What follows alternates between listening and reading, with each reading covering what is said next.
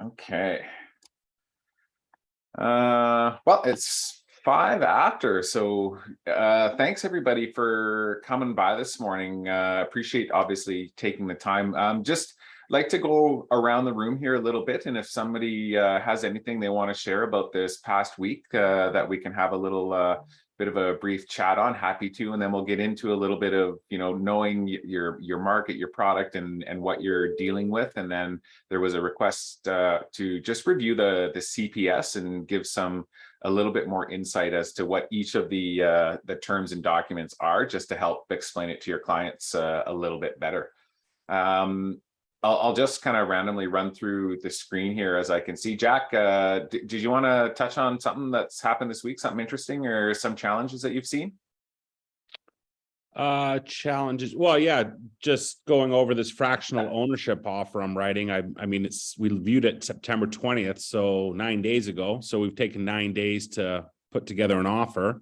But it works perfectly for them. They live up in Honeymoon Bay and they come to Victoria often. So they didn't want to have to own a condo and be dealing with all the bills and expenses. So we took a look at one of these fractional ownerships, and it's very reasonable for what they need, and they can stop when they want and live in Victoria as sort of a stopgap. Yeah. So it's definitely a better option than dealing with like an Airbnb, hotel, all that. So it's similar to a hotel, but they can check in, stay up to a week, and then head back home, right? So they don't have to deal with the cleaning fees, the parking, all that jazz. So it's actually really a great option for some people that want accommodation in Victoria, but they don't want to own a full property, right? So it cuts down the costs, and it's very, very reasonable for what they're getting. So I'm excited to put it together for them. Awesome. Good. A good example of really sort of understanding what your clients are looking for, and knowing where to look and how to find them the right fit for them. And definitely a little bit more complexity with the quarter shares, as we chatted about a little bit earlier, but understanding what those lease agreements with the hotel and stuff mean, and making sure that they're fully aware. So it's it is a generally generalized strata transaction, but there's that additional element whereby they have obligations to the hotel and the resort. So yeah. Exactly. And the way I met these people, I was showing my good friend's property up in Cowichan, and their parents happened to come along with them. Mm-hmm. One thing led to another, conversation happened, and the parents then called me to, put this together for them. So it was just really nice to make a connection with family through a friend, and everyone knows how the business goes. If you just show your good value to the son or the daughter, then it just extends out to the family, and then it's a ripple effect, right? Totally. Yeah. Good call. Yeah. Thanks for that. Yeah. Danielle, do you have anything you want to touch on? Anything you want to share? You're good? Thumbs up? Thumbs up to Jack. That's all. Way to go, buddy. Jen Pike, do you have anything that you want to share about what you've seen this week, or something you've come across that is a little bit interesting? No, I've had a pretty uneventful week, unfortunately. Have you been doing a little bit just to sort of gain a little bit of exposure, a little media? I got a year subscription in Coffee News, which right now is covering Ladysmith down to Duncan, but in the next couple of months, Ladysmith is going to be part of South Nanaimo, and it will be in Cobble Hill and Mill Bay instead of Ladysmith. And my banner for the rink boards should be printed today and hopefully up early next week. So yeah, just working on some advertising stuff. Not much action on my condo listing. Put the bug in their ear yesterday that maybe we should reduce the price again, unfortunately. But yeah, other than that, it's been pretty uneventful. But I'm going to do an open house for Brandy on Sunday. So hopefully I get lots of people through on that one. And anybody else out there that wants an open house covered, please let me know. Awesome. Good points. Sometimes, we do have a little bit of a lull, in dealing with clients and stuff, but you've found some really good ways to keep yourself busy and keep yourself working, and just to generate a little bit more exposure and try and more awareness, obviously. So, I mean, it's not necessarily working with clients specifically, but it's good work all around. Yeah, I kind of feel like I'm in a hamster in a wheel right now. Trying to keep going, trying to keep going. That's just the world of real estate in general. Brandy, You how could do about it- you? Oh, sorry. You could do an open house at my house in Parksville if you want it. If you're up Island. Just an idea. Sorry. You're muted, Jen. Are you thinking like this weekend or next weekend? Anytime. Whenever. Okay, It's a nice house. You could look it up. It's a 3-bed, 2-bath, okay, 739, like Okay, sounds good. 1,700 square feet. all right, we'll chat for sure. It's a little bit of a jaunt, but I don't mind going up that far. Jen, check your WhatsApp message, please. Brandy, did you have anything? No, I don't think so. I had that deal on the place out in Souk that was a good learning experience, but other than that, not much. You had some challenges with that particular listing? Well, it was a complicated for a new realtor because it's a new build, it's a strange strata. There's just a lot of factors that had to go into everything, and then a lot of factors that needed to be considered in the offer that was submitted. So it actually took a while. Plus, very relaxed buyer and seller that were really hard to get a hold of. So it took a few days to put it all together. So with that, and sort of, wanting to talk about, understanding, markets and products and that kind of stuff, there was a good learning curve for you there, and, the efforts and the diligence and the time you took to sort of recognize and understand the product and what you were offering in the area was coming from, that's valuable experience that you've gained, and, it'll be something that you can take with you down the road, right? Yeah, definitely. It's not a simple one, that's for sure. It was a learning experience, definitely. And you had some support on that one. You had a little bit of assistance as well, right? I know we talked about it quite a bit, but was that the co-listing one that you had? Oh, I think we lost her. Sorry, what was that?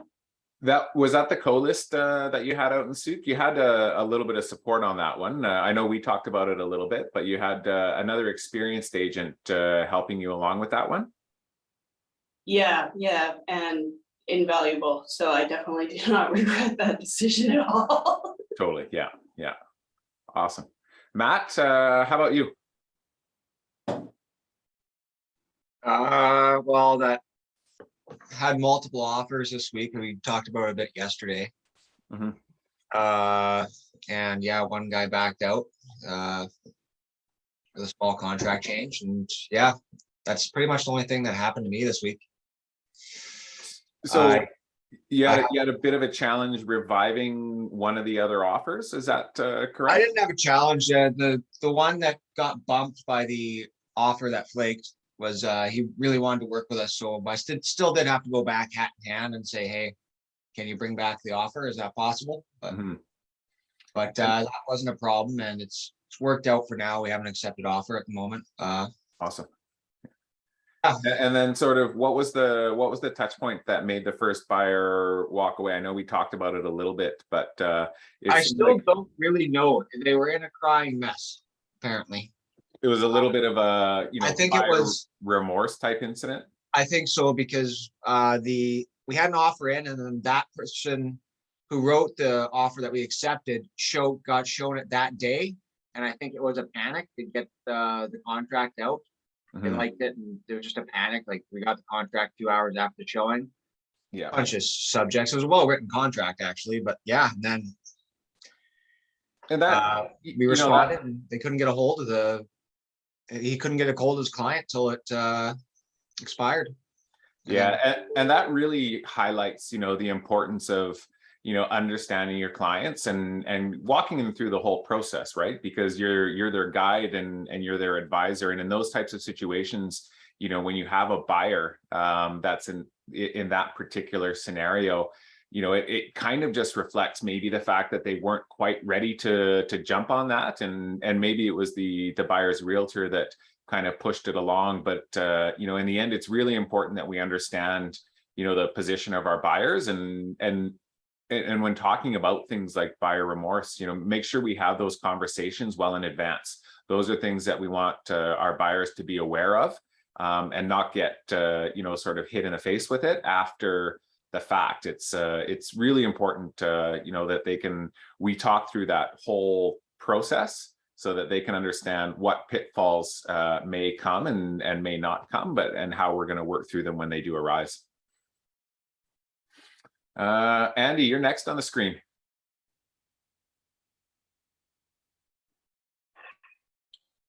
Good morning, everyone. I was dealing with an out of town buyer this past week and a half. We were looking for a brand new condo because of asthma problems. They needed something to really good HVAC and all that. We ended up finding them something.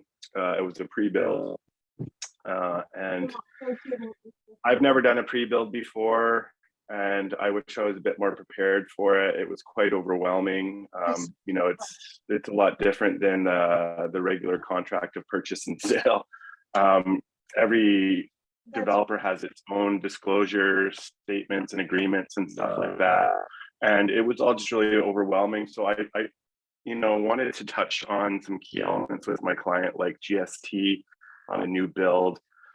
One thing that I totally gapped on, I didn't even think about it until it was brought to my attention, was property transfer tax. And I don't know why. Typically, I think it's because I go through a regular residential contract of purchase and sale with my clients. And it's not a very big, 6-7 pages, and it touches on it. It gives you a roadmap of all the things you should talk about. But that wasn't the case with this. This is 215 pages, and then an addendum of 83 pages, and then another 23 pages for the contract. So I was just over my head, never done it before. I said, really the most important thing here is that you talk to some professionals like a lawyer and an accountant, and they'll lay it all out for you. We had 7 days to review it with the rescission period. And unfortunately, the sales consultant for the developer sent the wrong, initially, like when they accepted our offer, they sent the wrong tower disclosure. I mean, it wasn't a big deal, really. They're mirrored buildings, so the only thing that was really different was the strata plan, the number of units, strata entitlement, which really shouldn't matter. You should really just be looking at your own unit entitlement. Anyway, long story short, the client, I caught it right away, and I told the sales consultant, this is not right. And she sent the right one in an email like 5 minutes later. However, I think my client didn't see that second email, or just overlooked it, didn't read it, where it said, sorry, my apologies, this is the right documentation, blah, blah, blah. And then my client got back to me yesterday and was just like, oh my God, I only have a day to review all this information. It's like 200 and almost 300 pages long, and it's all in legalese. I'm like, that's why you have a lawyer. Don't worry, they'll give you the Coles notes. It's all good, right? And she was blaming me for not bringing it to her attention that the first email that was sent was the wrong information. And I just pointed out to her, you got the same email as I did. She sent the right one like not even 5 minutes later, right? It said right there, disregard the first email. Anyway, the point being is, I think what I learned here is communication. Like, even though I got the same email she did, I should have said, hey, just brought it to her attention in a text message. Hey, she screwed up the first email. This is the correct paperwork, especially with clients who are very high strung and they need a lot of hand holding. I think one thing I learned from this is communication is so important. So that's the big thing that I had to deal with. And then another thing with the same person is when they start pointing the finger at you and saying, you should have done this, blah, blah, blah. How do you respond in a professional way with it not going back and forth, and trying to defend yourself? Because I didn't want to get in one of those situations either. Mhm. So like, what do you think, Darren? Like if someone, I just apologized, said, I'm sorry. There's been a lot of correspondence back and forth for the last week and a half. I could see why it could easily be missed, but I want to dispel any worries you have. You have your lawyer, that meeting that's coming up. You can talk to you have a while before you have to pay it all out. So Yeah. I mean, how would you respond in a situation like that and try to cool them down? Like I did my best, but I still felt like Well, I think, for the most part, if there was a mishap or a mistake made, one, you got to own it. And, Yeah. two, you just have to come forward with some proactive solutions and proactive paths forward. Try to avoid, dwelling on it, and definitely avoid, going back and forth and, trying to, be defensive. Getting defensive generally is not going to, result in your favor. So really just owning it and making sure that you've got a proactive approach on how to address what came up. Taking that into consideration though, when you are collecting documents and stuff like that for, complex transactions, instead of just forwarding on an email, perhaps taking a few minutes and reviewing the documents and making sure that they are in fact the correct documents before you send them off could avoid that type of situation in the future. Because from what I understand, like you got the email and the client got the email, or you got it and you sent it along? Well, it was the sales consultant, upon accepting our offer, sent all the disclosures in the contract for us to review and sign, right? Yeah.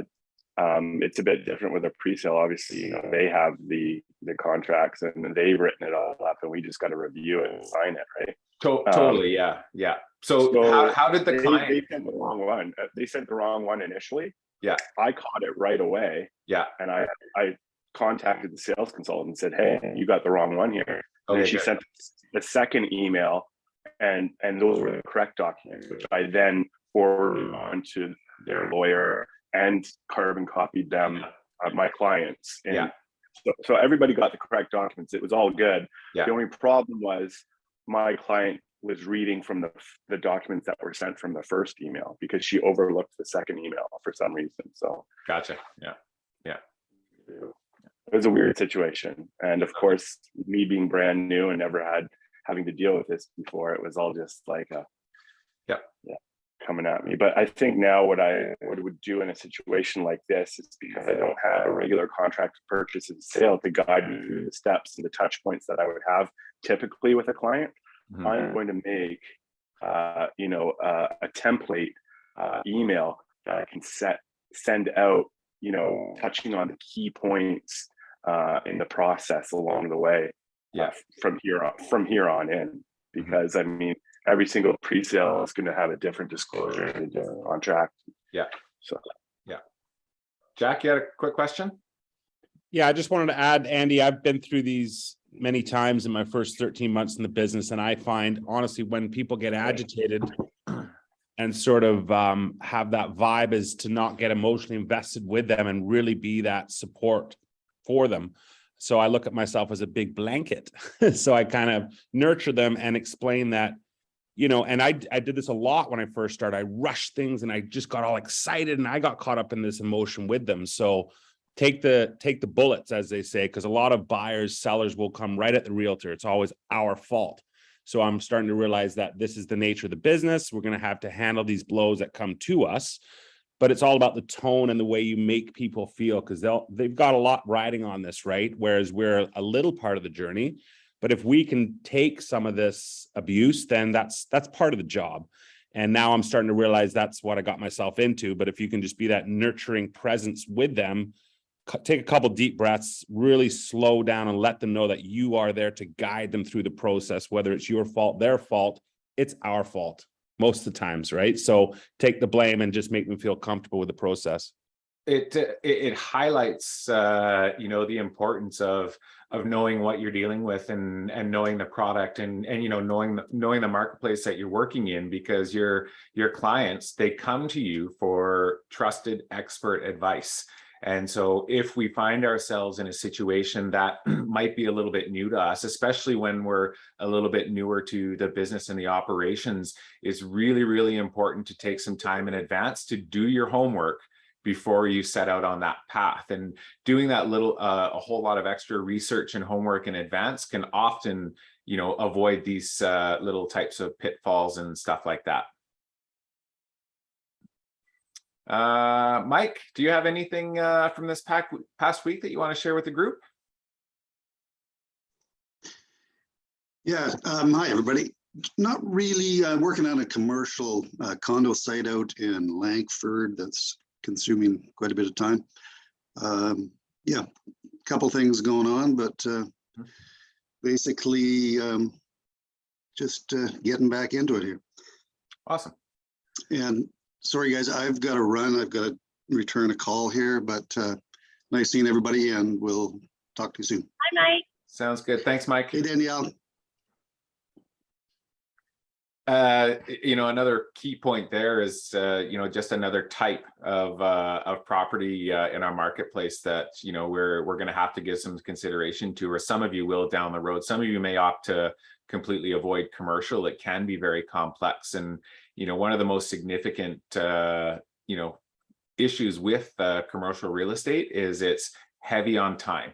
There's a long period between the start of a contract and the close of a contract. Traditionally, there's a different scenarios with respect to due diligence and conditions and so on and so forth. So again, a very different type of transaction that has a lot of complex elements that really should involve a lot of homework in advance if you're going to get into that situation. And there's a lot of good education and programs that are targeted around specifically commercial real estate, but there are also some good programs, when it comes to quarter shares and new builds and that kind of stuff. So have a look at the education catalogs through the board and through BCREA, because there's some really good specialized programming there. Tanya, how are you doing this morning? Good, thanks. How's your week been? Anything you want to share with the group? It's been pretty good. Taylor and I have an accepted offer on our co-list out in Honeymoon Bay. It was only on the market for a few days, so that was exciting and good. Fantastic. Yeah. Just working on another offer for a condo, and yeah, it's been pretty good. Awesome. So you're still seeing a fair amount of buyer activity there, or what is your sense that you're seeing? Well, on that particular property, yes, it was a little bit unique. So it's 1.38 acres out in Honeymoon Bay, and it's an ALR property. And I mean, you're not really finding that much property around like Couch and Honeymoon Bay, U-boat area. So it definitely got a lot of traffic. Yeah. But other than that, not really much. Yeah. Alrighty, everything else is pretty stale at the moment, I think. A good time to keep busy with a little bit of self-promotion and marketing and utilizing social media networks just to stay on top and stay in front of everybody's face so they think about you. Absolutely. Yeah. I'm in. Good morning. How are you? Hey, good morning, everybody. Not as exciting as challenging as the rest of the team, but I attended my new member orientation yesterday at VREP, which was exciting. I got to meet about 25 other new realtors, I guess, into the board. So that was exciting, and some networking happening there. So that was good. Awesome. Yeah, those are, the new member orientation and any sort of opportunity that you can take advantage of to network. The board hosts quite a few, education classes. They've got the director election meeting coming up in October, but those types of activities really help kind of establish and build that network in the realtor community. So, I mean, there's always some benefits to attending those types of events and getting out and being active in the world of organized real estate. Especially, there's a lot of people that have pretty successful businesses at the director levels and at the board levels, and they're always looking for opportunities to build and grow and share. So yeah. Jack, you had a quick question? Well, just a statement again. I went to the VREB function last night at Beach House, Cordova Bay. It was amazing. There was about, I think, 70 realtors there, and I connected, I think, with 25 new ones I've never seen. It was really nice to reach out to them, just be resourceful. And there's about 7 or 8 people from the real estate board that were there too. So you'll see them in the VREB newsletters that come in. Just be alert on those, and it's good to do those once in a while. I know they're a bit to do, but it was great. They had food, bevies, nice, jumping from table to table, speaking to other realtors about things that are happening in the market. Tony Joe was there, very informative. So as a new agent, I think it's important to go to these, get yourself out there, meet the people, and understand that we're all in this together, right? We're like a big community, and it's good to get in contact and in touch with these other realtors, because it really helps the growth of your business. So yeah, when they do come up in the newsletters, to get into those and check them out. And in advance, if you log into Matrix in that little links hub that you have, and you go to your member portal, it'll take you to the Victoria Board member page. It's your little dashboard. There's an item at the top you can click on. It's the events and calendars, and it has a list of all that stuff posted well in advance. So you can always find something there to do. And I know Vancouver Island is a little bit different. But they do host similar events and just sort of regional meetings because of the way their board and structure is set up, but always good opportunities to take advantage of. Mark, how are you doing this morning? I'm good, thanks. How are you guys? So for me, it's been good. I've had a pretty good week. Next week, my first buyer closes, so happy about that. Congratulations.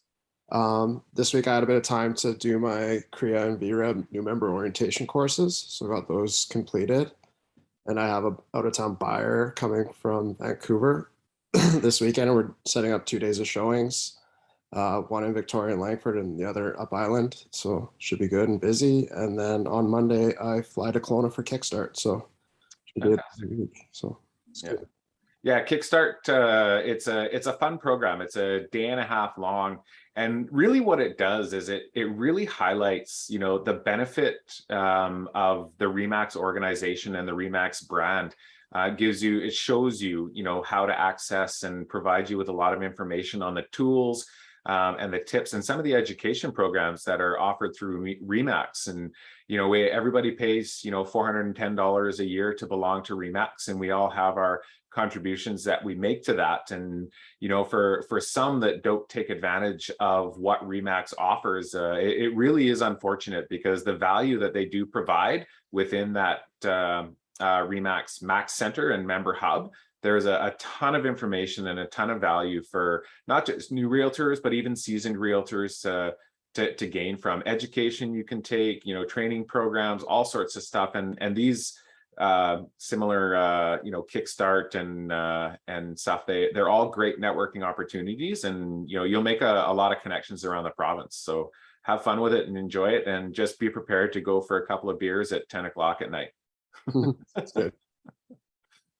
Tom, how are you doing this morning? Yeah, good. So I just kind of a busy week, and I had a little complication that you were able to help me with, just for everybody else. So we had a condo that had been closed. The building was closed for 2 years because of a fire, and it's now reopening. So my client wanted to buy a unit that hadn't been damaged by the water or the fire, and the appliances have been disconnected for a couple of years. So we just needed to make sure that everything worked. So we had an inspection done, and there was some stuff that was disconnected. So we're now sending an addendum to the seller to say, you know, we need to sort of sort it out before, you know, so we're going to remove all our other subjects, but this is a new one now. We're adding this sort of fundamental condition, right, for them to get all the appliances sorted out before we get there, because that could be very expensive, right? If they, you know, if appliances sit for 2 years, they could dry out or whatever. And, you know, like a dishwasher seals can dry out, all kinds of stuff can happen, right? So it can be very expensive. So the seller's trying to dump that back on us, and we're dumping it back on them. So the joys of negotiation after you've already sold something. So yeah, and the key is it's the foresight aspect of it too, you know, the potential for a challenge down the road. And you know, the way that term that was created on the addendum it provides some security for the buyer, but it also ensures that there's an onus on the seller to provide what's expected. Right. They've already said that, we're going to provide this. And so that's really just insurance for the buyer. And, if the seller is genuine, obviously, in their thoughts and efforts moving forward, they shouldn't have much of an issue, granting that little bit of insurance. No, you're right. Yeah. So that's going out today for signature. So. Nice. Awesome. Nick, how are you doing this morning? Good, Darren. How are you doing? I'm good, thanks. How's your week been? It's good. Last week I did my first buyer showing, and Ryan helped me out with that since I'm not licensed yet. And I had a question about strata because the buyer wanted to do some renovations and put in a bedroom. So put up a few walls and take down one wall. And so Ryan was just saying that, don't count on the strata approving all that kind of stuff. Yeah. And I was just wondering, like, how can I find out a little bit more? Should I talk to the listing agents, or can I talk to people in the strata, or to help figure out if that's actually a viable solution for my buyer? Yeah, first step would be to have that discussion with the listing agent. If they don't know, really what you're going to do is you're going to look at the strata plan and you're going to look at the bylaws. Depending on the walls, there may be plumbing, there may be electrical, there may be common property elements that are involved in that, which would make it really, really difficult, if not impossible, to do. So contacting the listing agent, contacting anybody, if there's a strata management company, contact them for some information if you can, but really just check the plan to see if that's even an option. And you should be able to find out one way, is it possible, or just no, from the listing realtor or the strata management company. Oh, okay. Yeah, that makes sense. But really, really important to figure that out in advance, because you don't want that, to be a problem down the road. That's a very specific cause and concern for your buyer. So you want to make sure that, if they're going to move forward, they've got some assurance that they can do what they have planned. Working inside strata corporations, when dealing with common property and stuff like that, can be a little bit challenging, because it's certainly not as easy as just applying for a permit for a detached dwelling with the local organization. There's a lot of assurances and likely a lot of indemnity that the owner will have to provide back to the strata corporation, which means if they make any alterations or changes, they take full responsibility for any action, damages, or cause that comes after that. So that if for some reason something went wrong, the owner of that particular unit would take full responsibility for any damages or any remediation as a result of the work being done. Mm-hmm. Yeah. Okay. Yeah. Yeah. So I guess it's good to know what you're getting into there. Yeah. Check with the listing realtor and check the bylaws. Okay. If that wall is, it's structural, or it's supporting, or it's, parts of it are deemed common property, then you'll need some specific permission in order to make those alterations. And there can be a lot of work in advance that needs to be done prior to those alterations being made. Okay. Yeah. So if they're doing renovations like that, typically just because you're dealing with the strata, would it take quite a lot longer to do all that kind of stuff waiting on the strata, or is it the process of getting everything approved? It can take an extra couple of weeks, if not longer, depending on how well organized they are. Okay, I see. Yeah. Andy, you have a question? Oh, you're muted. You need your earbuds.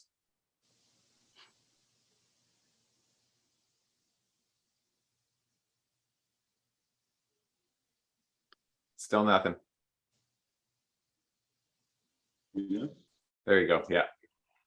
I just wanted to add to what Nick was saying there. Is I'm actually going through that right now.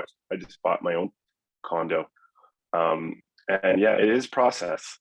We're getting possession at start of October here, and we're probably not going to be moving until around February, because of the fact that we did need to talk to the strata council. They have pages that like forms that you have to fill out, basically proposing what it is that you're going to be doing, who you're working with.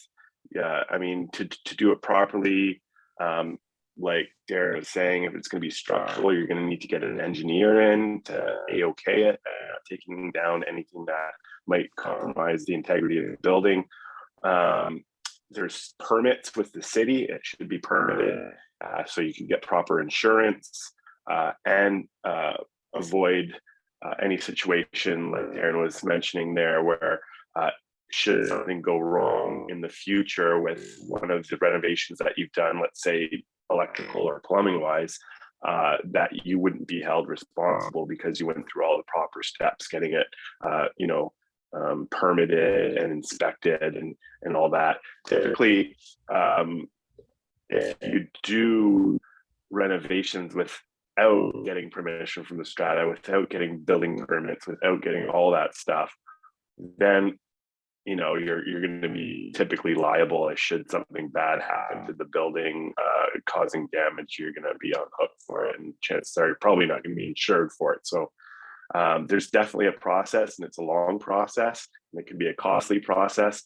But I think for the most part, most stratas are open to it. But like Darren said, you have to really, the first step is going and reading their bylaws. It should say right in the bylaws there. And of course, asking the listing agent. But yeah, it's definitely a lot to do. Amin, you got your hand up? Yeah, sorry, I was just going to add to that I've come across this in the past where some of the strata companies or condo corporation, they also have their list of sort of renovators or service people. So you cannot really bring whoever you want to start moving the walls and all that stuff. I don't know if that's the case here, but back in Ontario, that certain condo corporations had that policy in there as well. Yeah, when it comes to altering common property, and keep in mind that for typically a general strata corporation, everything behind the paint is going to be common property. When you're talking about plumbing and electrical and all that infrastructure work, arguably that will be common property. So you will need specific processes in place, and a lot of strata corporations and strata management companies will have specialized or specific contractors to do certain work based on experience and reputation and knowledge of the building and project. So talking to the listing agent going back is always great, and then just making sure that you confirm with the strata corporation if there's any sort of restrictions or regulations around moving forward in that process. Okay, so if this guy wanted to do a lot of the work himself, that could be a problem if it involves any of the common property. 100%. Yeah. Okay. Yeah. But then doing like replacing the floors and like that kind of stuff would be fine. Anything on a cosmetic level shouldn't be an issue. Important to check though too, because when you are replacing flooring, some strata corporations in their bylaws will have specifics as to types of flooring, thickness of flooring, particular backings, proper underlayments, and that kind of stuff. So it may not just be pulling up carpet and putting down a vinyl plank. There may be some specific considerations that have to happen, which can impact the cost and feasibility of the project. So right, okay, I know this one needs a certain type of underlayment for soundproofing, I guess. Yeah. Okay, all right, thank you. You bet. Okay, I think we've run the gamut. That was a good discussion. Appreciate all of that. A lot of the things that we touched on, really, it's specialized in really understanding and knowing, your market. As mentioned earlier, your clients expect you to be experts, and we need to take that time in advance to really study. If a client calls about a particular property or a particular style of property, really important to study in advance what that's going to look like. And with respect to Andy and his condo pre-sales, we know we're probably going to be dealing with a developer contract, so getting a copy of that in advance, and being able to review that is very, very beneficial. With respect to commercial, obviously it's a very specialized area, and there's a little niches, and I would argue or recommend that if you're venturing down into an area that you don't have a ton of experience in, make sure you reach out and get some guidance and advice. There is lots of support, and there's lots of experience within the brokerage, and everybody is willing to help. And we just want to make sure that we get everybody to the end goal, which essentially is a completed deal, and we have happy clients, and we have, you know, no further issues down the road. So reach out if you're in that territory, and don't ever hesitate to ask questions or call. We're here to help. So we got about 15 minutes left, and we had a request just to quickly review the CPS. And I've got that here, and I was going to share just to give a bit of a breakdown as to, you know, what we see and what we can expect. So can everybody see this screen? Yes. Okay, perfect. So we all know the first couple of pages in this contract of purchase and sale are general information. And it basically states, when we look at item, or the first page here, it basically states, item 1, that this is a legally binding contract when signed by all parties, and please read it carefully. So there's just a little bit of guidance with respect to what's really important. And I know a lot of times this gets brushed over, but these first 2 pages are really things that we need to make sure that our clients are aware of, and it's brought to front of mind. Deposits. Let's see. So in the Real Estate Services Act, under Section 28, it requires that money held by a brokerage in respect of a real estate transaction for which there is an agreement between the parties for the acquisition and disposition of the real estate is held by the brokerage as a stakeholder. So what a stakeholder essentially means is we don't actually hold the deposit on behalf of the client. We hold it at the brokerage with an interest in the transaction. And that interest obviously is the commissions that are going to be due and payable upon completion. So we do not have a unilateral authority to move these funds around. And the contract itself down the road is what actually gives us the authority to navigate these deposits money held. So we don't hold them on behalf. We hold them as a stakeholder with an interest in the business at hand or the contract itself.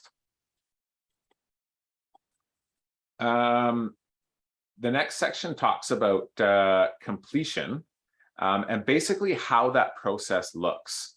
You know, completion really is essentially when the seller hands over the property to the buyer or conveys title to the buyer, and the buyer pays for that property.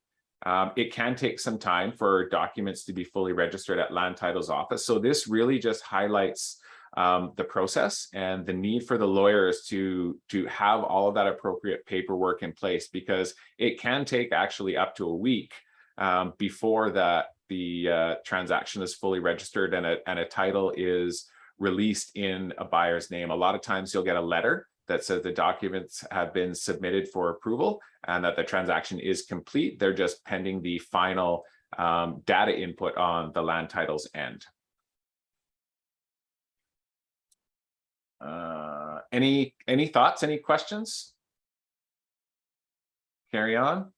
If anybody has a thought or a question, please just speak up really quickly. I want to be mindful of your time, but I want to be mindful of you know, of being able to work through these information pages, and the contract itself will be a little bit quicker. There's just a lot of information here. There is, sorry, Darren, there's a comment in that section about weekend closings or completions. Yes. At the bottom there, we don't typically close on the weekends, do we? Or on holidays? No, not completion. No. Generally a lawyer's office will not be completing. We can arrange for like possessions on a weekend, but if there is a weekend completion for whatever reason, typically if a contract is written that way, it will just get kicked back by the lawyers. But usually that's done with oaths and undertakings and such like that. But generally, we're not going to be dealing with that situation at all. Well, most lawyers will just kick it back. Correct. Yeah. Arranging possession. You know, obviously, you know, we're responsible to make sure that our buyers get the possession that they're entitled to. And generally, the seller will not release keys or release possession of the property until they have been paid. we navigate this specifically in the contract. So there can be some varying terms, but those are addressed later on in the contract. Number 5 talks about the title, and we review in section 9 also within the contract, talks about understanding, you know, the zoning, the implication of charges that are remaining on title, any sort of encumbrances, pending charges, that kind of stuff. It also addresses and makes sure that the title will be free and clear of financial encumbrances when it's conveyed to the buyer, and the buyer really needs to understand, you know, what the charges that are remaining on title will be, and that's addressed also specifically later in the contract. These information pages are addressed specifically in the contract, but good for a review. This section here identifies and brings to mind what some additional costs may be with respect to just the purchase price. It highlights specifically what some typical costs or general costs are for a seller as well as a buyer. And a really good step and really good practice for everybody is when you're going through this, make sure you go through this section and make sure that your client, both the seller and the buyer, initial to indicate that they understand what these charges are. When you're talking about, you know, a quarter share, for example, or you know, a strata, there may be some additional costs that are borne to them. There could be some, you know, some initiation fees with the strata corporation. There could be a lease agreement charge that has to be gone into. So really knowing what you're working with and understanding what some of those additional costs will be. These costs are just basic and generally ones that we'll find in a typical transaction. And knowing where your buyer comes from is very, very important.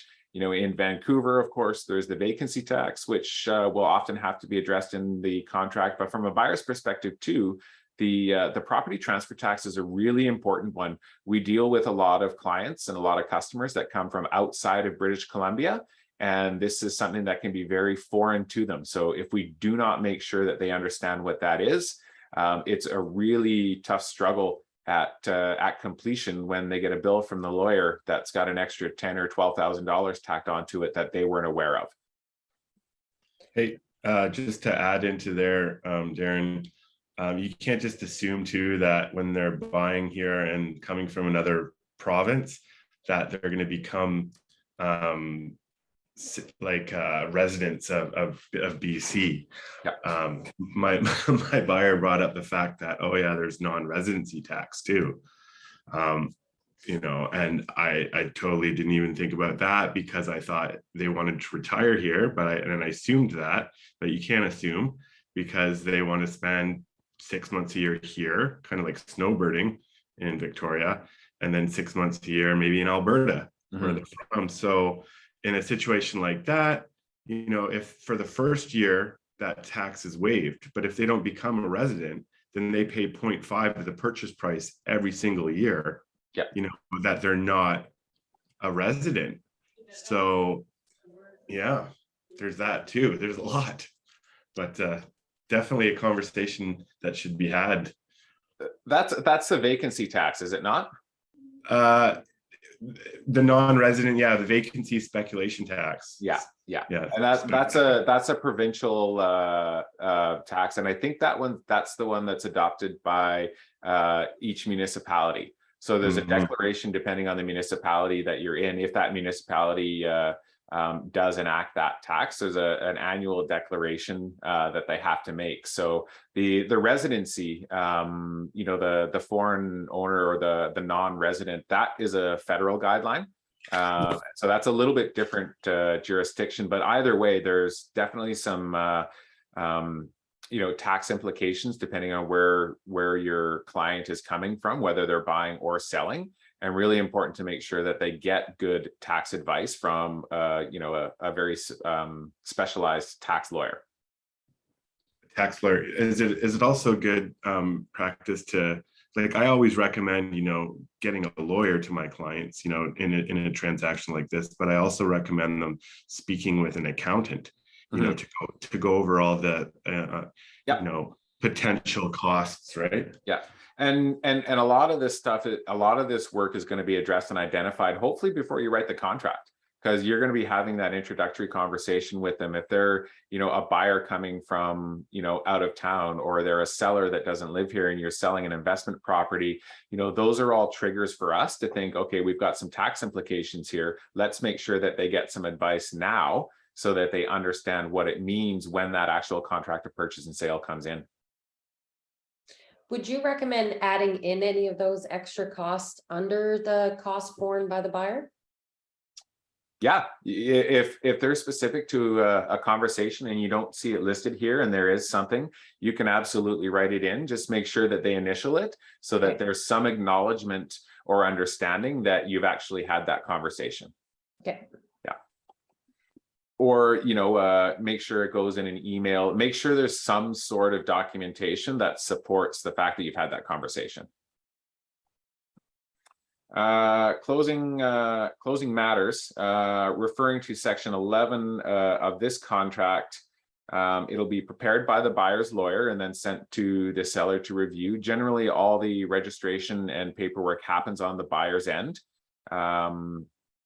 with an acknowledgement. And then the, let's see, it basically says that the lawyers are going to work together to get it done. But in essence, the buyer's lawyer will do most of the preliminary paperwork to register title.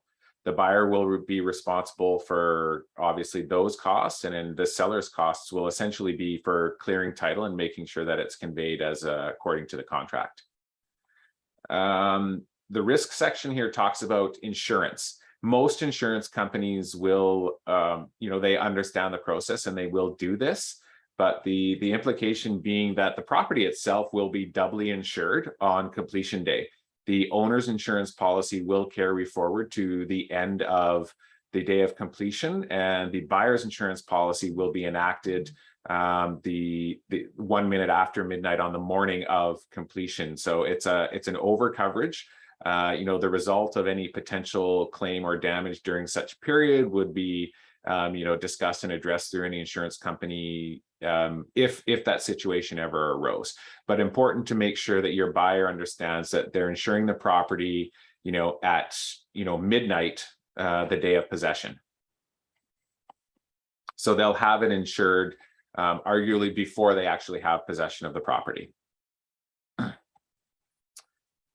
The contract purchase and sale is designed for the purchase and sale of freehold residences, and this talks about other types of transactions and areas to be aware of that may require additional information. So when we're talking about pre-builds and we're talking about you know, strata corporations with fractional ownership, and we're talking about cooperatives, and we're talking about mobile homes and mobile home parks. This contract really is just designed for, you know, a typical transaction. There's a lot of specialized transactions out there, and you've done a lot of them, although you may not necessarily think they're specialized. They really are, because this contract is designed for a basic transaction. So when we come across something like a quarter share or a strata corporation, we need to know that there's some additional information that we're going to have to bring into this contract in order to address those specific needs and requirements. Number 10 talks really about a conflict of interest and the mandatory disclosure. So a realtor shall not buy or sell or attempt to buy or sell for him or herself or any member of family or any entity in which the realtor has a financial interest without the realtor's position known to the buyer or seller in writing. So it doesn't matter if it's your client or somebody else's client. If you have any interest in a transaction, it must be fully disclosed to all parties involved prior to entering into an agreement for sale. And it needs to be done actually prior to even sending an offer. So if you're going to send an offer, make sure that you have that disclosure on the top. Make sure that there's some sort of way of documenting or tracing that that disclosure has been made. Some realtors will write it in the contract. The challenge is they're getting and reviewing parts of that contract before they actually see that disclosure. So you really want to be upfront and make sure that this is provided in advance.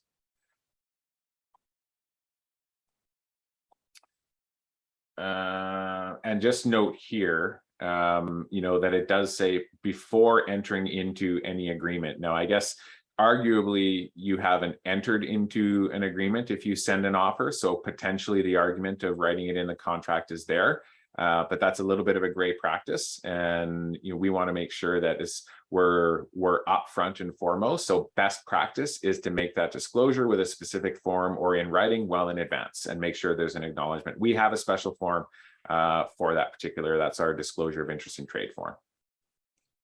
Residency. When contemplating their residency, buyer and seller should confirm the residency as to tax implications with their lawyer or accountant. A lot of times you'll see this as a term written into the contract, primarily because people don't understand that it's actually already here. And there's a list of additional terms that have been provided to the boards that they can just bump it in. But if we go through this, we're actually dealing with a lot of those added terms that we see come from staple board paperwork. All designated agents with whom the seller and or buyer has a relationship with will be listed or should be listed. And that means basically if you're a team, every single individual on your team must be disclosed. So, if you're part of the, Victoria Homes Group, for example, or Alex Burns, not only is Alex Burns the designated agent, but so is Dallas and Janelle and everybody else that's affiliated with that team. Okay, the first page, pretty straightforward. Feel free to jump in if you have any questions. I understand if people have to go, but we can work through this pretty efficiently. Pretty standard. Obviously, we want the brokerage address, who you are, that's preparing it, the MLS, contact number, and obviously the date. Full legal names of both buyer and seller, and appropriate addresses along with that, and appropriate contact information. It's important that we have within the brokerage the information needed to create a profile in the back end. If you don't put it in the contract, we're going to have to come after you for it anyway. You're going to provide it to us at some point. So good practice is to put that information in. Sometimes a client may not want that in a contract for the risk of being contacted, so that is fine. Just make sure that the brokerage gets the information needed at some point. Yeah. Sorry, quickly. What I'm doing on all my contracts is not putting my client's address on the contract. I'm just putting care of Remax Generation. Is that okay? Yeah, that's fine. Yeah, perfect. Yeah. This section here, the civic property address.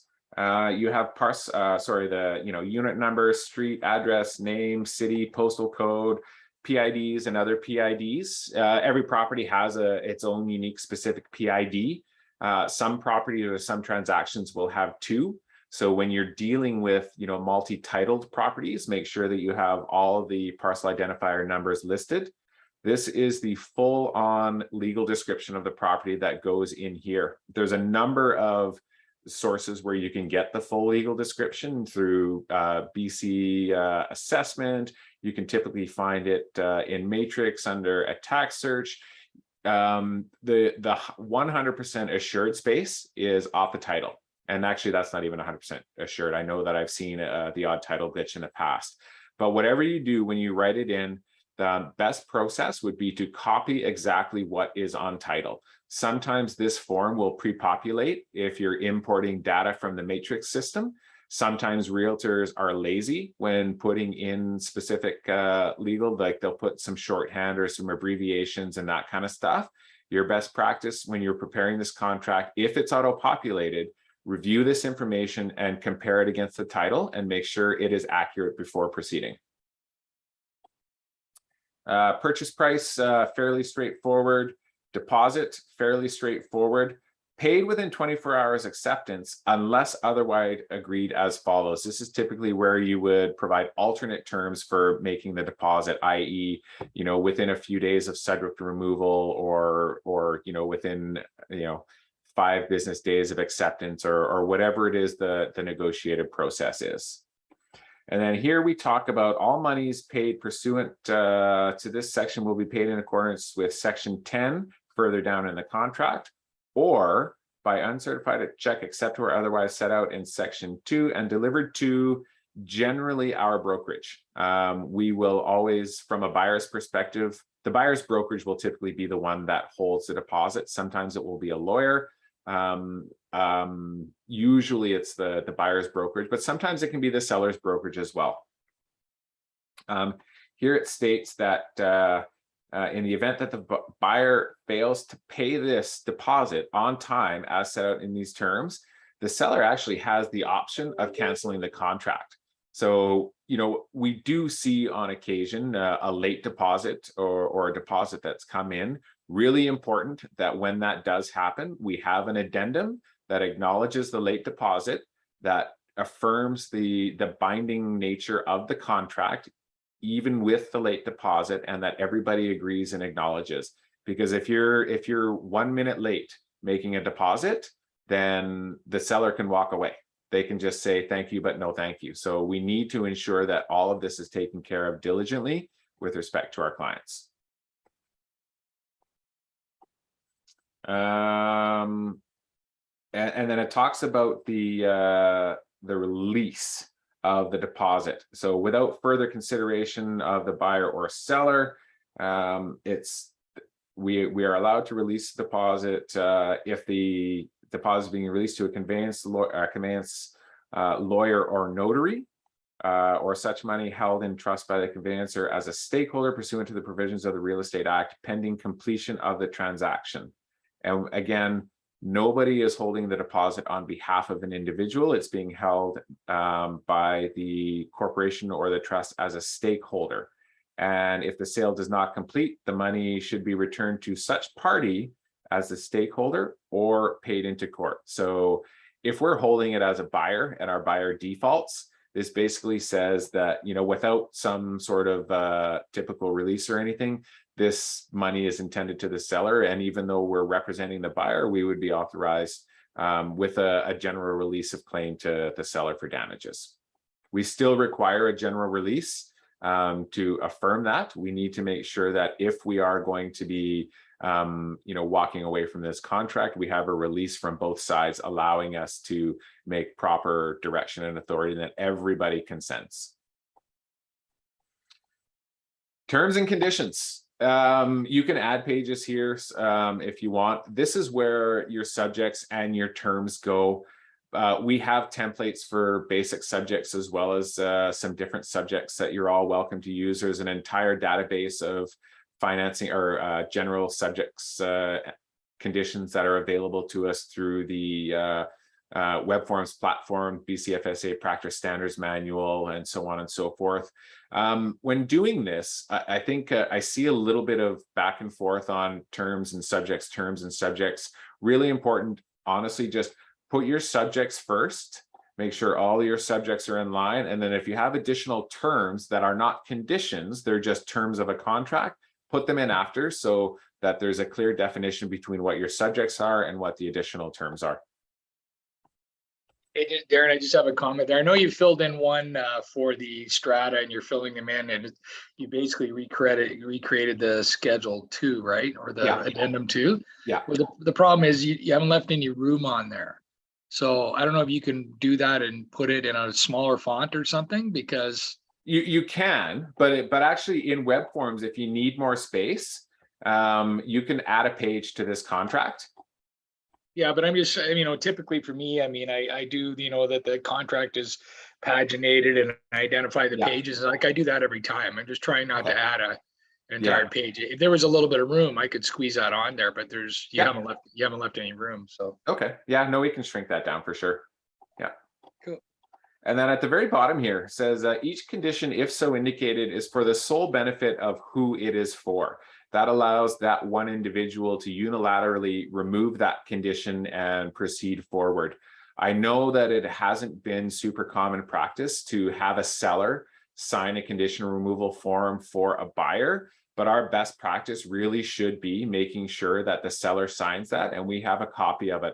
That is the only way to 100% assure and guarantee that our record indicates clearly that all parties have been informed. Unless each condition is waived or declared fulfilled by written notice given by the party to whom it benefits by a specified date in each condition, this contract will be terminated. So if those condition dates aren't met, basically the deal is dead. And if you are going to proceed forward, you can't just revive it. It needs to be basically rewritten and put forward. Once a contract is dead, you cannot amend it. And if you're trying to revive it, you're actually creating an amendment to the contract. And when it's dead, it's dead. So very important that we stay on top of whatever these dates are. There has been, I know, some practice in the past where, you know, we try to work through, you know, some paperwork or an addendum to revive the contract. While all parties may be in agreement to a practice such as that, the bottom line is if it ever gets challenged, it will not hold up. You cannot revive a dead contract, so it needs to be represented.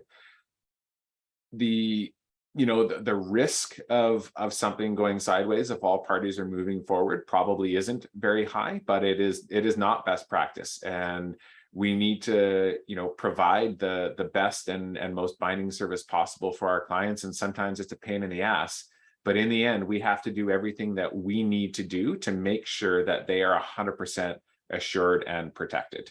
You would not want to be a buyer, for example, if they didn't remove their subjects and you sent it a day late and, you know, there was an acknowledgement back and forth that we're all good, the seller can change their mind at closing date and they can say, sorry, you didn't remove subjects, you know, on completion. And if that gets argued, seller's going to win that, or it's going to be a very lengthy battle to try and enforce enforce performance on them.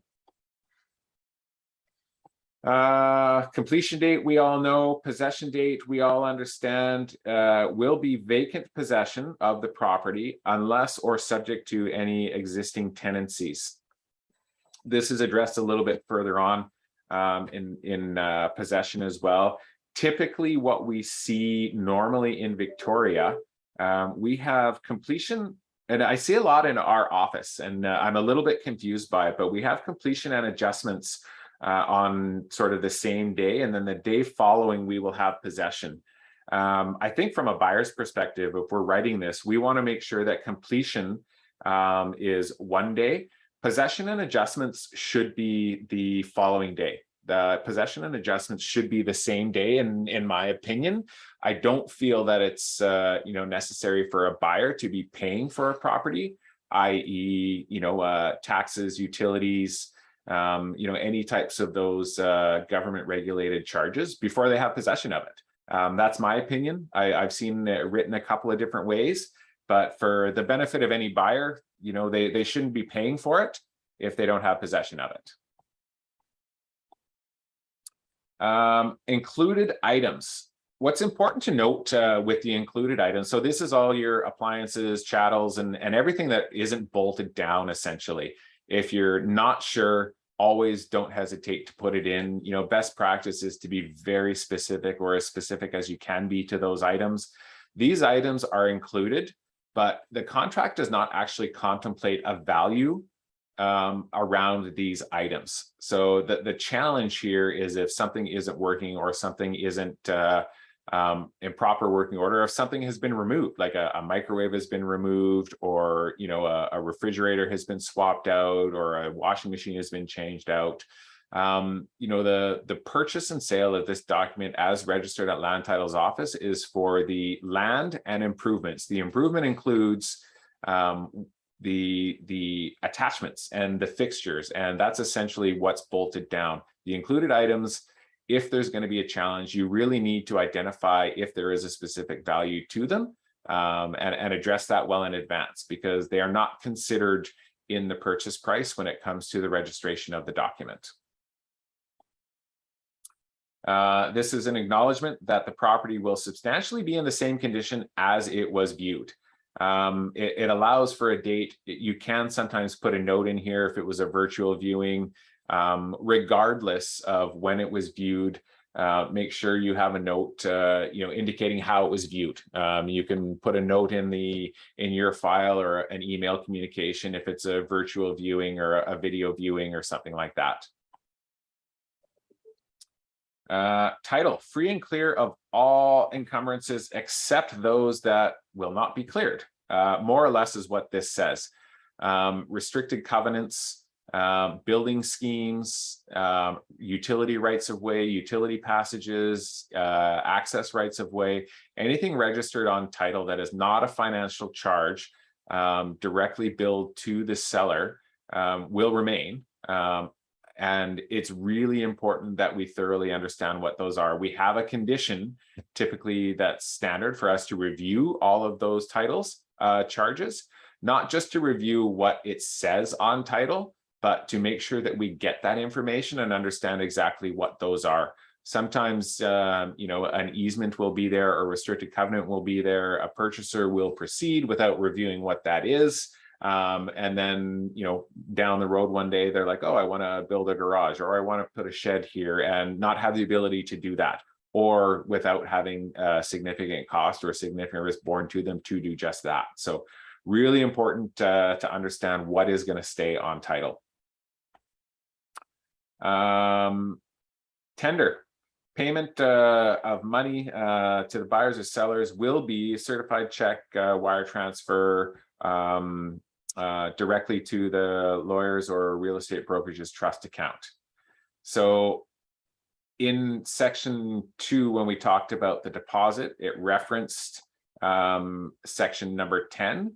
So this would be basically that references just in the case, somebody's writing a personal check or a payment's being made otherwise. Generally, it's a bank draft or wire transfer, so not overly relevant, but this just indicates that all funds will be guaranteed. All the documents required to give effect will be delivered and registerable in the necessary form, and will be lodged for registration at the appropriate land titles office by 4 p.m. on the completion date. I've seen some people scratch out 4 p.m. I've seen it remain in the contract. There's some various opinions on that. Either way, the bottom line is if it's not done by 4, we may have a little bit of a challenge. We're pretty good, and most of the lawyers' offices are pretty good at getting everything done. They understand what their obligation is when they take on the client to perform these tasks. They understand there's a liability within the contract and there's some risk that goes along with it. If it's been your practice to scratch out 4 p.m., sure. It doesn't mean it can't happen later in the day, but the odds of a lawyer's office, registering something at 5 or 6 o'clock is pretty slim. So by the time you get to this time, we may already have a flag that needs to be addressed with respect to potentially amending a completion date by a date or a single day. Sellers' particularities to residency. So this addresses the vacancy bylaw in Vancouver. It also addresses the non-residence tax.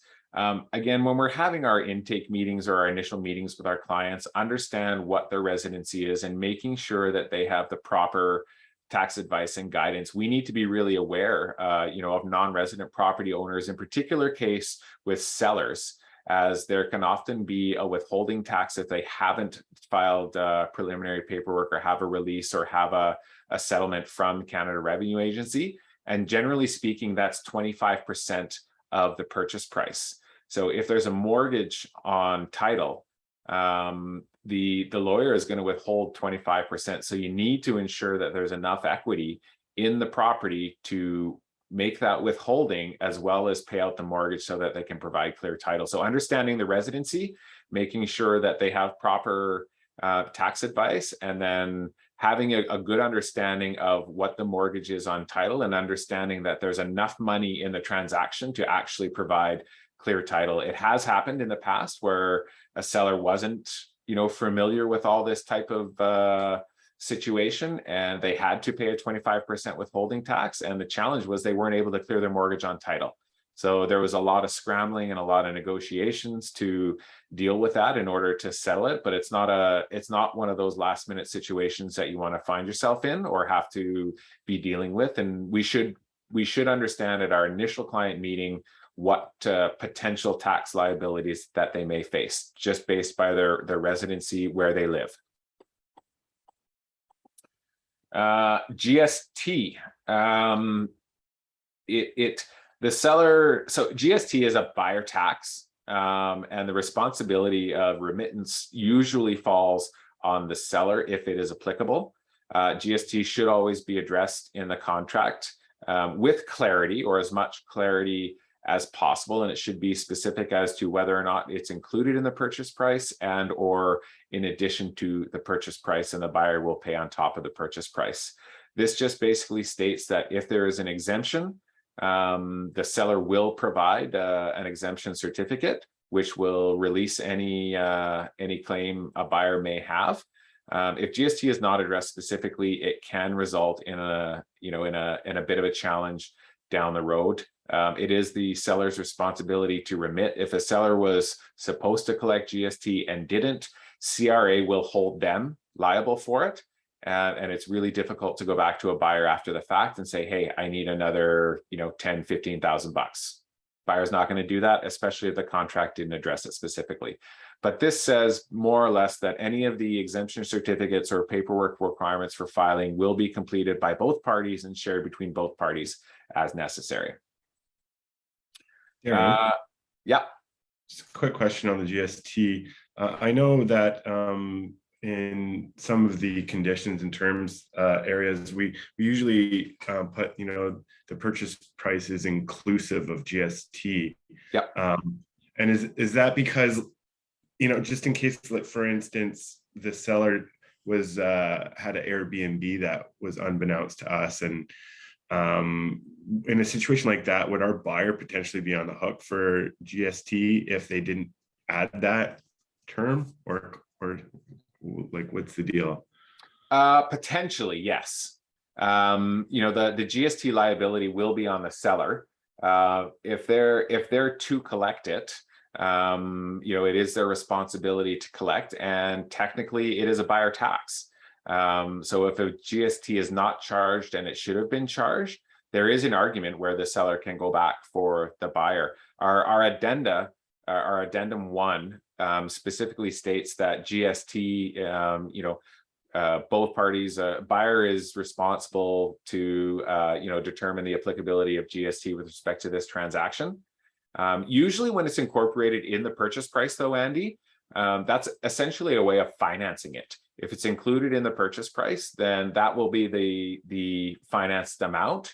That would be remitted to the seller, and then the seller would do the tax remittance to the government. But typically when it's incorporated, it's so that it can be financed within the purchase price and not paid on top of the property transfer tax and GST.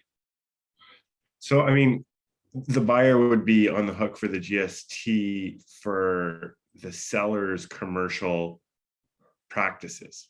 That sounds ridiculous to me. I mean, I guess if you understood that you were buying a commercial enterprise, and you were going to carry it on, otherwise, I mean, I don't see why the buyer should be on the hook for the actions of the seller, with their Airbnb. I mean, to me, that just doesn't make any sense. It's the commercial component, and the GST application, it's a difficult one, but it is in essence a buyer tax, and it is the responsibility of the buyer to pay it unless it is otherwise noted or specified. No matter where you go, any service that you do, whether you're ordering a pint of beer or whether you're picking up something at the store, you're paying GST. It's a government mandated buyer tax, and if the item is tax applicable, then it is your responsibility to pay for it. So that's why it's typically addressed. Putting it in as part of the purchase price, that essentially says that if the seller is audited or has a claim made against them, then it's their responsibility to deal with. So Yeah, you're protecting your buyer then. exactly, yeah, yeah. The Um, seller well- will know, and the trigger really, so, things to keep an eye out for, strata corporations that have rental pools, for example, a property that's been used as an Airbnb, anything like that can be a GST trigger, depending on what exactly the seller has done with it and how they have used it and how they have reported it. What if the seller had a home-based business, like a nail salon or something, a hair, they're doing hair out of their home, would that also trigger it? It could, but it would be triggered on a portion of the home that was used for commercial operation. So it's probably just good practice to always include some sort of term for GST. Whenever there is a potential risk of GST, always good to identify whose responsibility it will be to pay it. But just I think Andy's on the right track here, but where you have your purchase price, this is one of the lawyers had mentioned it, you put GST included if applicable, and then you're completely covered. Yeah. If they come back after the GST 3 years from now, it has nothing to do with your buyer. Yeah. So just make that a habit, put it in absolutely every time, unless you're buying brand new and it's not included, right? So yeah, either there or even on the terms and conditions page too. Yeah. Did you just say just add plus GST if applicable? no, GST included if applicable. Oh, okay, gotcha. In the purchase price. Yeah. While we're on this topic, I was looking at the cost borne to the buyer, and it also specifies not only goods and services tax, if applicable, in brackets, but sales tax, if applicable. Are they referring to PST? And when would that come into play? Potentially, yeah. If the contract contemplates purchase of other items, such as like an RV trailer or something like that, or potentially furniture, Revenue Canada can review that and assess not Revenue Canada, but the province can review that and assess a provincial tax on items that are typically taxable. It's pretty rare, but a lot of times when you're dealing with like strata corporations, for example, that are coming fully furnished, there can be a provincial sales tax element with all of the furnishings that are included. So if you're purchasing a turnkey strata, that has knives, forks, plates, spoons, all that kind of stuff, provincial sales tax could be assessed to those items. Interesting. Okay. Where are we here? I have a bit of a story about GST, if you want to hear it. Yeah. So I sold a property up in Parksville, 5 acres, and it was run as an Airbnb solely. So we did not include the GST because it was 60 grand. And we made it very clear that it was to the buyer, and then she had to seek legal advice. She had to, well, actually her realtor put this all in, seek an accountant, everything like that. And 3 days before closing, she tried saying, no, it's only $5,000. And they tried to put it back on my sellers. And I said, no way. We had like a 2-3 month closing almost. So they had tons of time to figure it out. And they did remove that condition. And we just stuck to our guns, and she had to pay it outright. Yeah. So you just got to be careful. They'll try to come back too. Yeah. If there's ever, a contemplation or consideration for GST, make sure it's specifically addressed in the contract, whether at the purchase price or under the terms and conditions. Always clearly identify, who is responsible to pay it and where is it? Is it over and above, or is it included in the purchase price?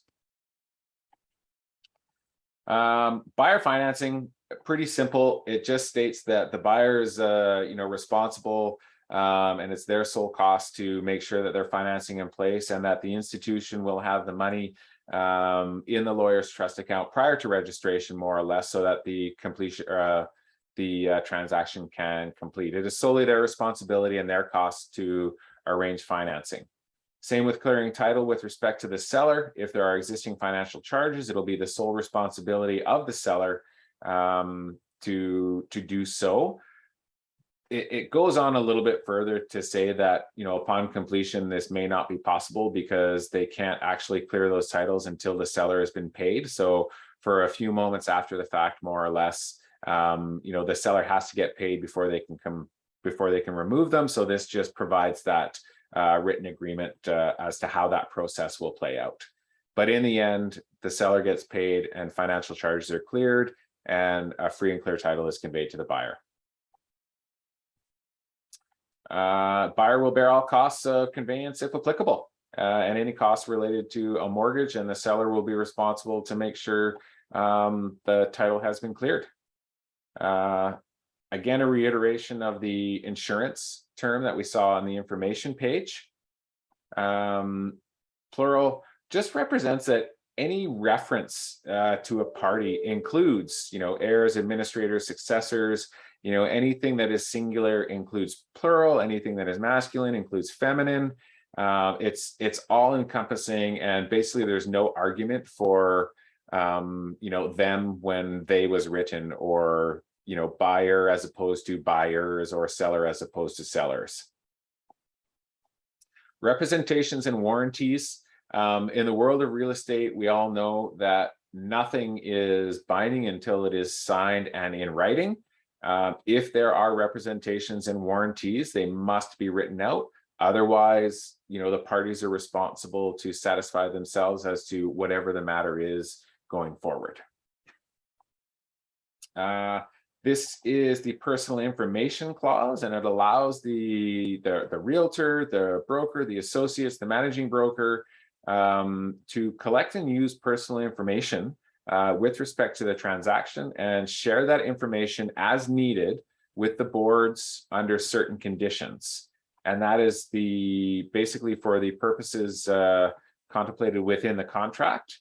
And if the property is listed on the multiple listing service, to use that information to update, hold, and convey records, as well as maintain the database. We're allowed to collect and use personal information with respect to code of conduct, ethics, and other matters with respect to the real estate boards.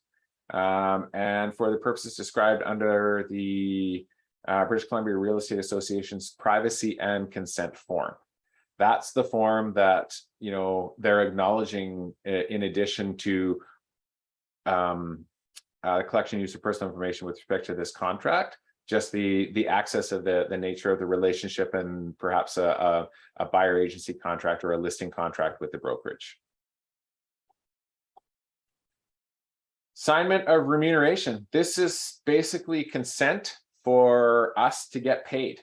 That basically says that at completion, confirmation of equitable assignment by the seller in the listing contract, notice of equitable assignment to anyone acting on behalf of the buyer or seller. This just basically says that it's okay to get paid, and all parties agree that we're entitled to the funds at completion. Restriction on assignment. This basically says that a buyer cannot assign the contract without written consent from the seller. So if there is potential for an assignment, it needs to be identified, and this restriction actually should be struck out. So if you are going to potentially address an assignment, you need to add an assignment clause. If you are going to exercise that assignment clause, you do need to provide written notice. But typically speaking, unless a seller agrees to it, then this contract cannot be assigned. So if you are going to add an assignment term, you need to make sure that you remove this so that there's no contradiction or no confliction. Hey, Darren. Yeah. Can this be done, like, once the contract's firmed up, let's say, and you know, maybe there's a long close, something tragic happens, like a pre-sale, let's say, and something tragic happens where, you know, they might need to get out of the contract. Would they be able to assign it with written notice after contract's firmed up, and ask for the seller to give permission to assign it? Like, would they be able to do it after the fact? If the seller agrees, yes. If they agree, they, okay, good. Yeah. Agency, oh, and it also, talks about any potential assignments whereby any profits would be paid directly to the seller. So a buyer cannot profit from an assignment. Agency acknowledgement, you all know. So this is just an acknowledgement that the seller or buyer has read, read and understands the disclosure of representation and confirms that they have an agency relationship with you and the brokerage associated. That's for this is for your seller to initial and acknowledge. Number B is for the buyer to initial and acknowledge. C, we will likely never use or never be party to. It touches on limited dual agency and is not something that we're going to see in our office. It would have to be an extremely rare and almost impossible case for us to enter into a dual agency agreement with somebody. D reflects where the buyer is unrepresented. You know, there's definitely a lot of risks in dealing with unrepresented parties and unrepresented transactions.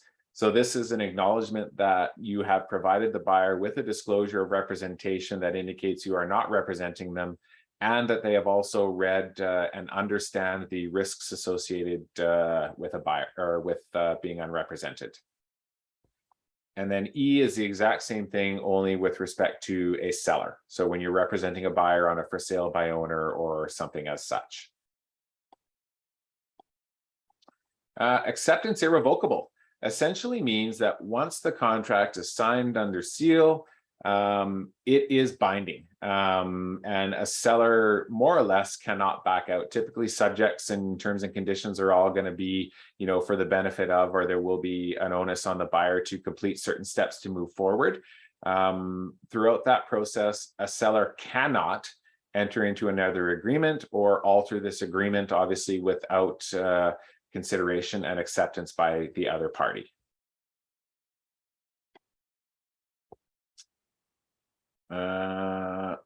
This is a legal document. Read this entire document before you sign it. How many clients do that? Seriously. The acceptance line here, offer, you know, counter offer, open for acceptance. Once you have an accepted offer, so, you know, if you're a seller, for example, and you get this contract, if you present a counter offer back, do not fill in this date.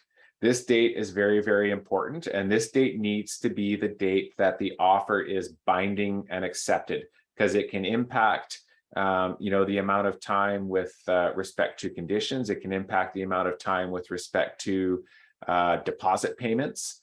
You know, the risk here, and something to be very mindful of, which we have seen, is, you know, it's been dated, you know, as the counter offer, and this is actually the acceptance date. So if a deposit is due within 24 hours of acceptance, and, you know, this is dated when it was countered and it's been back and forth and it was a day late kind of thing coming back to you, this is the contract date. So we need to make sure that, you know, whatever the date is, make sure that it's the right date, not the date of a first counter offer, a second counter offer. Declaration of residency, making sure that everybody knows, you know, where they are and what their implications are. And acceptance from the seller's perspective, hereby accepts and signs under seal. Basically, that creates a firm binding agreement. What's really important here is it's, you know, for us, it highlights the importance and the need to make sure that every party involved has copies of all paperworks and all contracts. I know some realtors are not great at paperwork and such like that, but you as your best practice need to make sure that your clients have copies of everything that they are engaged in. It is an absolutely fundamental requirement that they have every piece of paper that involves them and the transaction that they're involved in. This is also the authorization that basically upon conveyance and completion that the conveyancer will release funds from our trust account or the brokerage trust account, wherever it's being held, to pay commissions. Talks about the declaration of residency for the seller. And of course, we have signatures and names. Print the names very clearly, make sure they're signed. If you're witnessing it in person, sign as a witness. If you're using AuthentiSign or DocuSign, electronic signature programs are the witness. So there's no need for a witness signature here, and we should not be putting our names in or our signatures in as witness when being identified in a electronic signing format. And that's that. A little bit over time, but thank you for staying with me on this. Are there any thoughts and questions? So only the seller can accept? No, the buyer can accept a counter offer from the seller.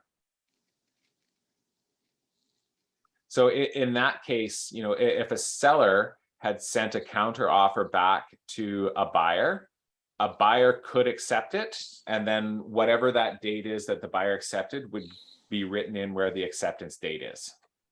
Got it. Thank you. Yeah. I was always under the impression that that's how long that date there was, how long the offer was open till, and then after that it expires. The offer expires. That is the acceptance irrevocable date under item number 24. Hang on. And we were talking about a different one there, right? Yeah. So, oh, hang on a second. I'll bring this back up real quick for you guys. Right here, number 24, open for acceptance until, if the deal goes past this time, it is dead.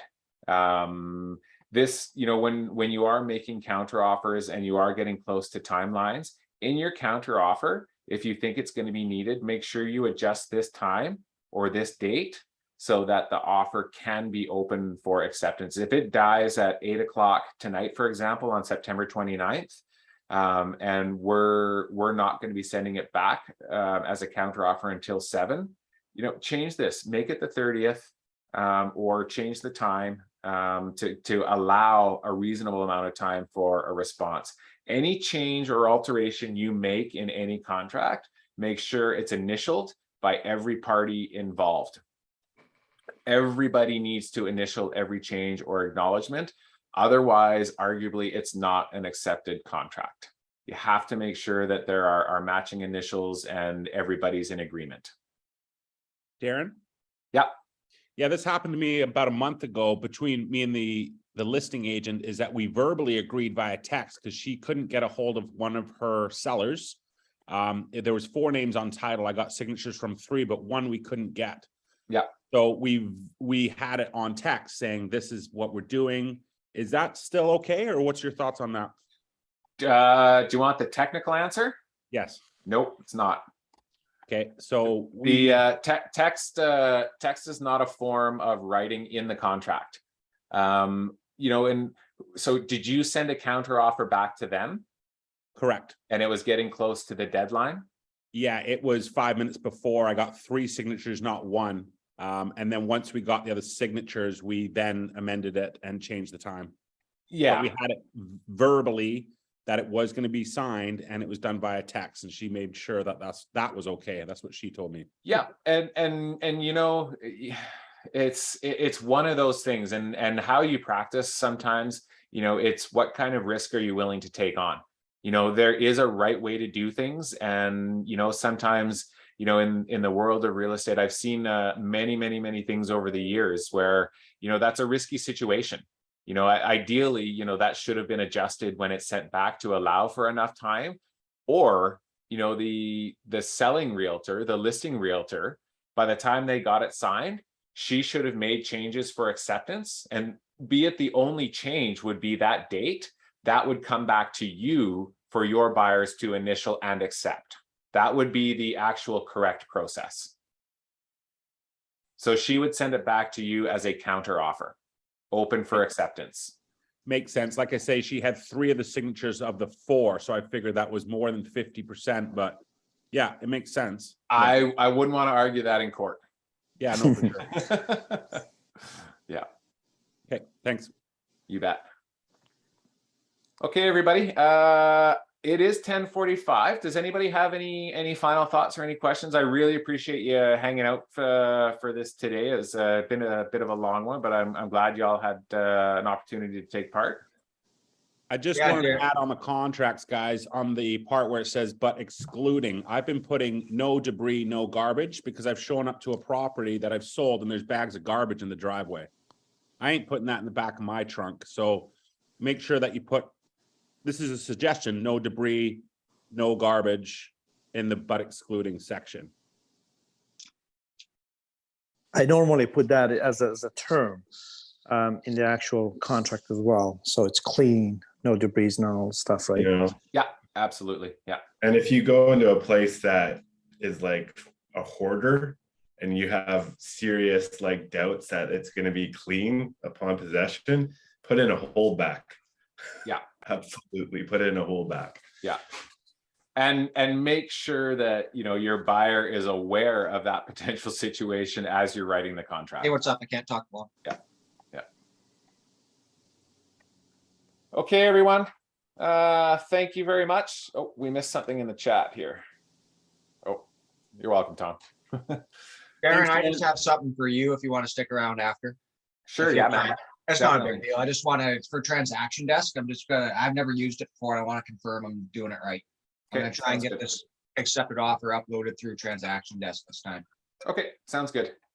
Thanks, everybody. Have a Have a great good day. afternoon, guys. Thank you, everybody. Thanks, guys.